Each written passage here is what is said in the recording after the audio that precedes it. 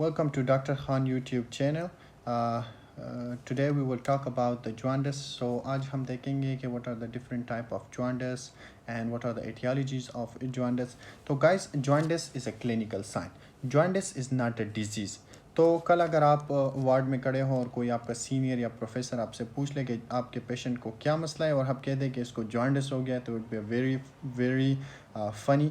तो जॉन्डिस आपने नहीं कहना है कि इसको जॉन्डिस हो गया, क्योंकि jaundice is not a disease, it is a clinical sign. तो वो आप पे हंस पड़ेगा. खैर, जॉन्डिस जो है ये yellow discolouration of the skin, sclera, when serum total bilirubin level exceed more than 2 milligram per DL or 50 millimole पर लीटर. ठीक है, तो नॉर्मल बिलिरुबिन को पहले आपने समझना है कि नॉर्मल बिलिरुबिन 1.2 मिलीग्राम पर DL डेसीलीटर और 17 मिलीमोल पर लीटर तक होता है. तो अगर 1.2 से 1.8, 1.9, इवन 2 और 2 के बाद जो 2 मिलीग्राम से ज़्यादा होगा तो तब आपको जॉन्डिस हो सकता है, आपके पेशेंट को जॉन्डिस हो सकता है. ठीक है, तो फिर जॉन्डिस होगा उसे. तो उसको समझने के लिए आपको बिलिरुबिन का समझना लाजमी है कि बिलिरुबिन क्या है. Bilirubin is by product of heme metabolism, right.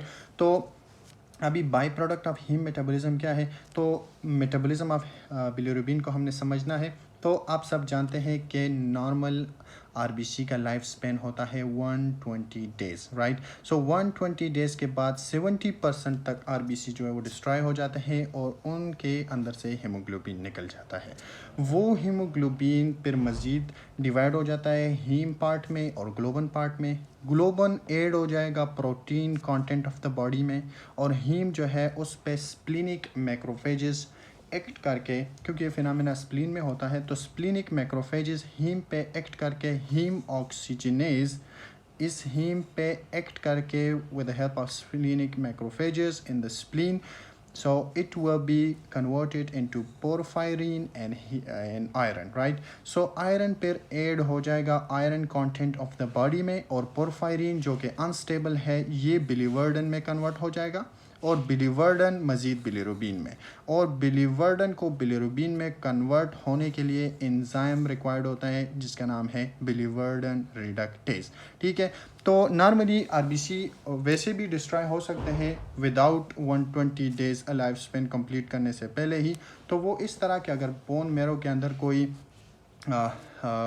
निकम्मा सा आरबीसी पड़ा हो तो बोन मेरो जो है ना वो निकम्मे आरबीसी को बर्दाश्त नहीं करते. वो अपनी इज़्ज़त रखना चाहता है, वो नहीं चाहता कि मेरे अंदर जो ख़राब आरबीसी हो वो सर्कुलेशन पे जाके मार्केट एज अ सर्कुलेशन आप कह सकते हैं कि सर्कुलेशन में जाके उसका जो है ना वो इज़्ज़त ख़राब हो जाए. तो उस वजह से बोन मेरो अपने अंदर ही उस आरबीसी को डिस्ट्रॉय कर देते हैं जिसको हम नाम देते हैं इनएफेक्टिव एरिथ्रोपियोसिस का.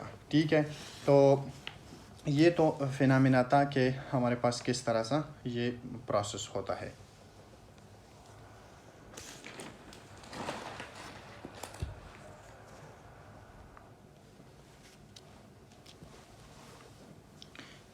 तो अभी गाइस हम देखेंगे कि हमारे पास ये बिलिरुबिन बन गया है. अब ये बिलिरुबिन जो हमने बनाया था बिलीवर्डन से बिलिरुबिन, वो बिलिरुबिन इनसॉल्युबल था जिसको हम अनकॉन्जुगेटेड बिलिरुबिन का नाम दे सकते हैं. ठीक है, तो अनकॉन्जुगेटेड बिलिरुबिन था. ये अनकॉन्जुगेटेड बिलिरुबिन हमारे लिवर में आएगा, लेकिन लिवर तक आने के लिए इसको एज अ कैरियर रिक्वायर्ड होगा अल्बुमिन. ठीक है, तो अल्बुमिन इस बिलिरुबिन को पकड़ के इसे लिवर तक लेके आएगा. लिवर में हमारे पास एक एंजाइम होता है जिसको हम नाम देते हैं अल्फ़ा 1 GT, अल्फ़ा 1 ग्लूकोनाराइल ट्रांसफरेज.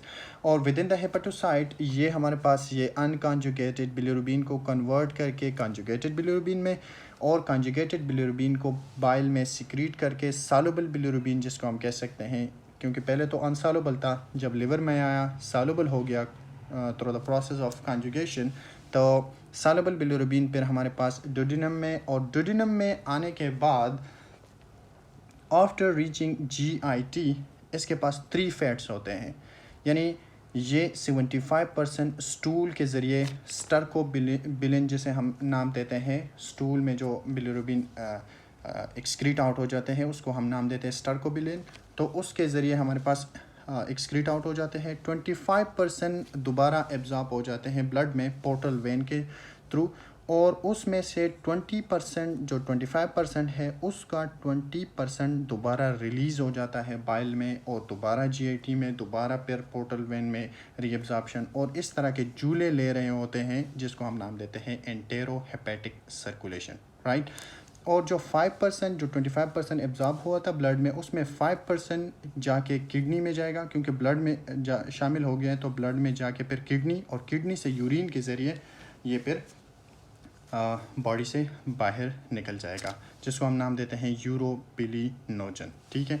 तो लेकिन एक चीज़ को आप लोगों ने समझना है, ये enterohepatic circulation it is not actually for the bilirubin reabsorption, it is actually for something else, so we will talk about it in a while.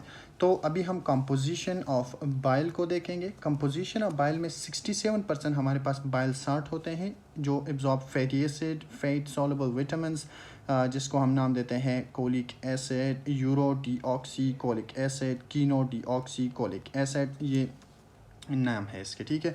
22% phospholipid, 4% cholesterol, 3% mucoprotein and तकरीबन 0.3% के राउंड अबाउट हमारे पास soluble bilirubin होते हैं। तो देखिए, bile का main content bilirubin नहीं है गाइस, बाइल का मेन कंटेंट बाइल साल्ट है। और जो ये एंटेरो हेपेटिक सर्कुलेशन हुआ था, जो हमारे पास बाइल को दोबारा रीअब्जॉर्ब करके पोर्टल वेन में और दोबारा इसी तरह फिर बाइल में सिक्रीट करना, ये एंटेरो हेपेटिक सर्कुलेशन जो हम कह रहे थे कि ये बिलिरुबिन जूले ले रहे होते हैं, तो ये एक्चुअली बाइल सॉल्ट के लिए है, ना कि बिलिरुबिन के लिए। तो गाइस, ये आज हमने अंडरस्टैंड किया जॉन्डिस के बारे में, jaundice, normal bilirubin, composition of bile, metabolism of bilirubin के बारे में। तो अपने नेक्स्ट लेक्चर में फिर हम talk about the etiologies, different etiologies of the bilirubin. So stay tuned, stay safe. Thank you.